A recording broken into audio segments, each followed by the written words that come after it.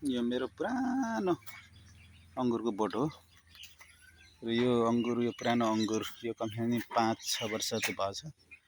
5-6 वर्षमा मैले यसको चाहिँ कटिङ गरेर यो यसरी लगाएको छु।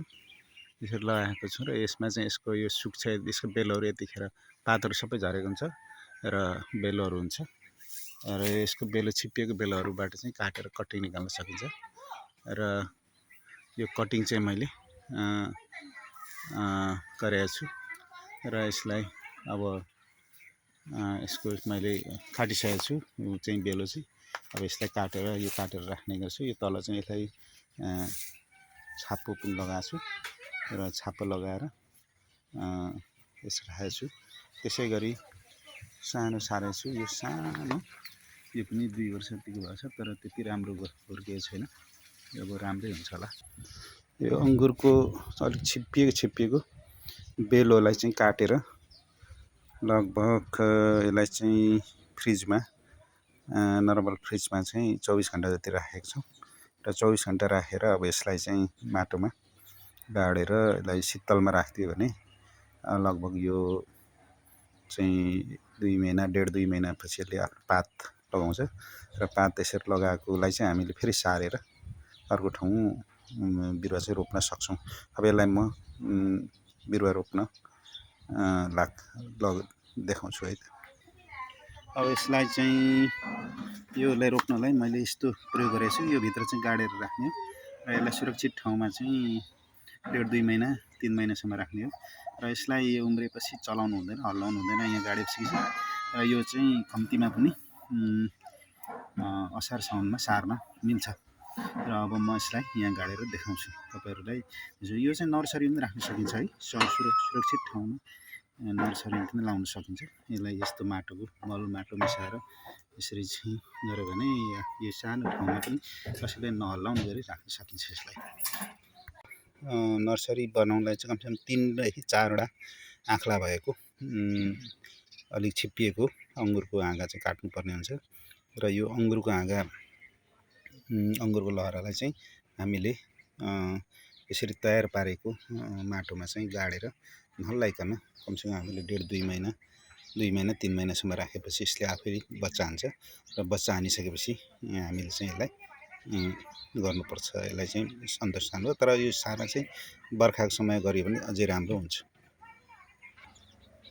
विशेष गरेर हामीले दुई आँखा चाहिँ माथि राख्ने गरी यसरी चाहिँ गाडियो भने राम्रै हुन्छ, राम्रोसँगले माथि आउन सक्छ र जहिले पनि गाड्दा चाहिँ हामीले होसियारसँगले गाड्नुपर्छ। यसको चाहिँ उँभो माथिल्लो साइड र तलको र माथिल्लो साइड चाहिँ थाहा हुनुपर्छ।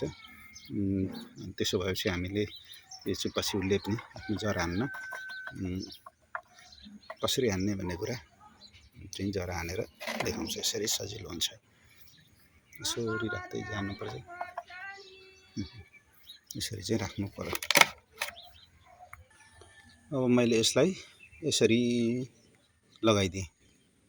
यसरी लगाइदिएपछि अब सबैलाई चाहिँ मैले बेला शीतल ठाउँमा, घाममा हैन शीतल ठाउँमा लगेर यसो बिहान बेलुका घाम भेट्ने गरी शीतल ठाउँमा राखिदिन्छु र यो चाहिँ अब मैले यसलाई सुरुमा चाहिँ प्लास्टिकले ढाकेर केही अथवा शीतल ठाउँमा राखिदिन्छु र पानी चाहिँ समय लगाएर सुकाउनु नदिनेबाट यसरी जोगाउनुपर्छ र यसलाई चाहिँ यसरी हामीले राख्यौँ भने यो चाहिँ अब 1-1.5 महिनापछि यो राम्रो हुन्छ र यसलाई मैले फेरि पनि यो कति बाँच्यो बाँचेन भन्ने कुरा यहाँहरू समक्ष फेरि पनि म देखाउँछु।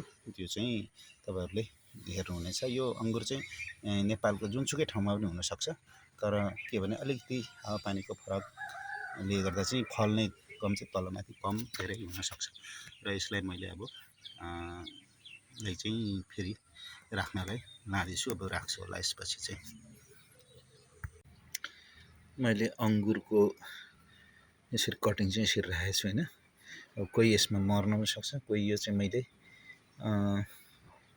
बाहिरबाट ल्याएको छु। जस यसले बढ हान्न लागेको छ, यो अलिक चाँडो भएको कारणले यो तुरुन्तै अहिले निक्लन सकेको छैन।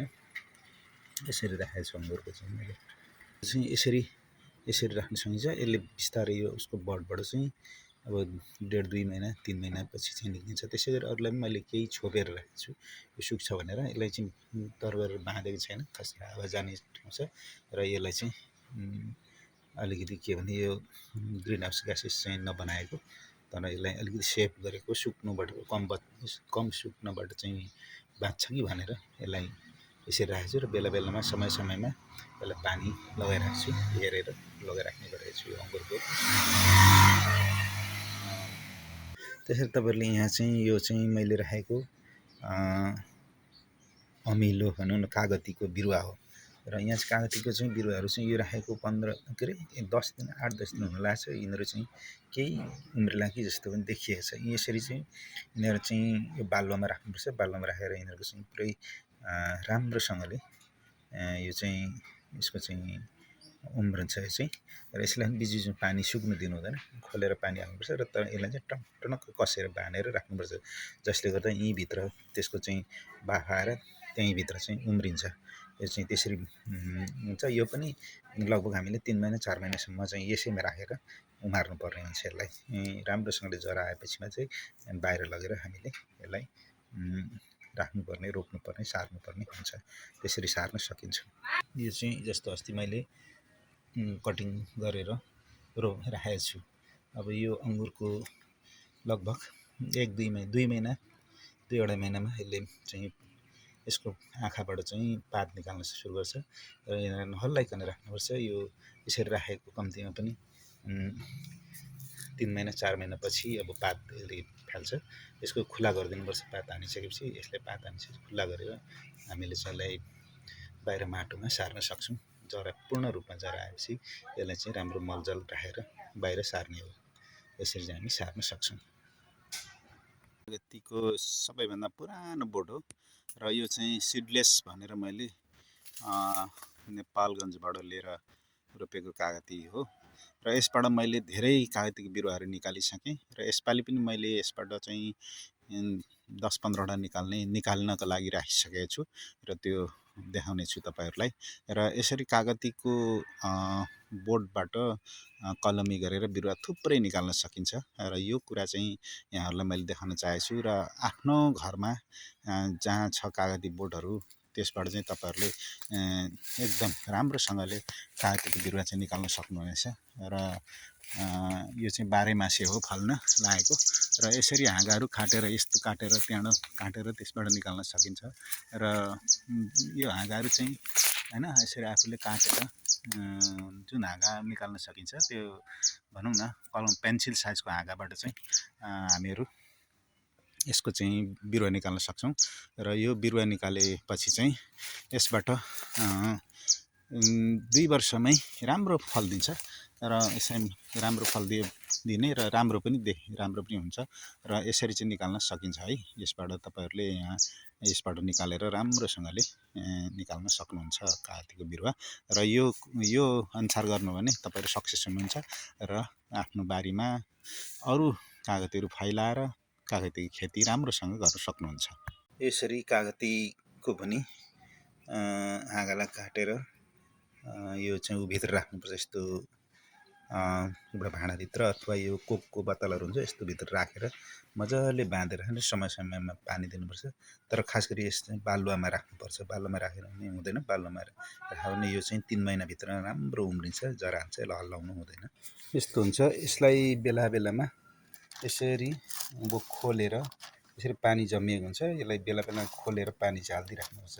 यस्तो के हुन्छ भने यो भित्र पानी सुक्यो भने फेरि सबै मर्छ। त्यस कारण सबैलाई हामीले बेला बेलामा पानी खोलेर यसरी पानी दिने। यसलाई पानी यसरी दिने र पानी दिएपछि यसलाई चाहिँ फेरि छोप्ने। उस्तै गरेर राम्ररी नहल्लाइकन बाँधिदिनुपर्छ। यसरी बाँधेपछि यो फेरि यसले चाहिँ त्यो बाष्पीकरण गर्छ आफ्नो। अनि त्यो बाष्पीकरण गरेपछि यसले चाहिँ यहीँभित्र आफूले यो चाहिँ एउटा के भने ग्रिन हाउसमा राखे जस्तो हुन्छ यिनीहरूलाई। र बाहिरको हावापानीले त्यति असर गर्दैन। र भित्र चाहिँ ठिक्क तापक्रम भएर चाहिँ यो राम्रोसँगले बाँच्न सक्छ। र यसले चाहिँ आफू पलाउँदछ, बिस्तारै हाँगा पर्छ, जरा हान्छ। र बिस्तारै यसले पछि हामी सबै सार्न लागेको हुन्छ। यसरी चाहिँ सबै राख्ने हामीले यसरी राख्नुपर्छ। पानी हालिसकेपछि सबैले पानी राम्ररी हालिसकेपछि फेरि यसरी नै यसलाई नचलाइकन नहल्लाइकन राख्नुपर्छ। यो करिब 2 महिनादेखि 3 महिना अथवा अब हामीले ठ्याक्कै मङ्सिरमा राख्यौँ भने मङ्सिरको अन्तिम अथवा मङ्सिरको महिना मङ्सिर पुस माघ फागुन चैततिर यसले राम्रो मुना हाल्छ। मुना हालिसकेपछि यो प्लास्टिकहरू अलिक ठुल्ठुलो प्लास्टिकहरू लगाइदिनुपर्छ, किन सानो प्लास्टिकमा त्यसको चाहिँ मुन्टाहरू अट्दैन। त्यो जब ठुलो मुना आउँछ अब अर्को प्लास्टिक फेर्नुपर्छ र पछि धेरै जरा आइसकेपछि त्यसलाई बाहिर खुला गरेर राख्नुपर्छ, नत्र भने यो मर्छ है। त्यस कारणले यसरी कागतीको चाहिँ धेरै बिरुवाहरू यसरी निकाल्न सकिन्छ। यो कागतीको बिरुवा निकाल्ने तरिका हो। यो सबैजनाले यो तरिका अपनाउनु भने आफ्नो कागतीहरू आफ्नो बारीमा रहेको कागतीहरू चाहिँ सजिलैसँग तपाईँहरूले बच्चा निकाल्न सक्छ र यसबाट बिरुवा निकाल्न सक्छ र उत्पादन पनि लिन सक्नुहुन्छ। बोट पनि मैले कलमी गरेको हो र यसबाट चाहिँ कमसेकम मैले 2 केजी जति यो साल लिइसकेँ। यो भयो 2 वर्षको, त्यही जुन एउटा त्यसरी नै गरेको एउटा बोटबाट यो फल्दैछ। यसलाई 12 मासे पनि भन्छन्, सिडलेस पनि भन्छन्, तर खासै सिडलेस चाहिँ त्यति होइन, फलिरहेको फुल कुनै त्यसरी फलि पनि रहेछ। यसरी चाहिँ यो मैले चाहिँ यो 2 वर्षको बोट हो। यो यसरी सँगैको बोट हो, तर यो त्यति बढेन, अलिक यसलाई केही भएको हुनसक्छ। अब यो चाहिँ यसपालि चाहिँ फल्छ कि यसलाई मैले कटिङ गरेर राम्रोसँगले राखेको छु कि फल्छ होला सायद आउने साल चाहिँ यसपालि सारेको बिरुवा हो। यो चाहिँ ठ्याक्कै त्यही यसरी नै कलमी गरेर निकालेको बिरुवा हो र यो चाहिँ एक साल होइन यसपालिको हो।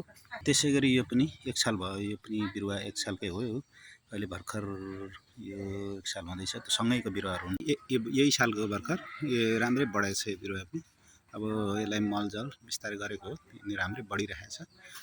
त्यसै गरी अर्को सानो बिरुवा यहाँ छ, यसरी यो पनि सानो बढिरहेछ। यो चाहिँ यो पनि निकै रोगी भएर बढेको बिरुवा हो। हेर्नुहोस् यो पनि यस्तो छ, यसलाई पनि रोग लागेर बल्ल बच्चाको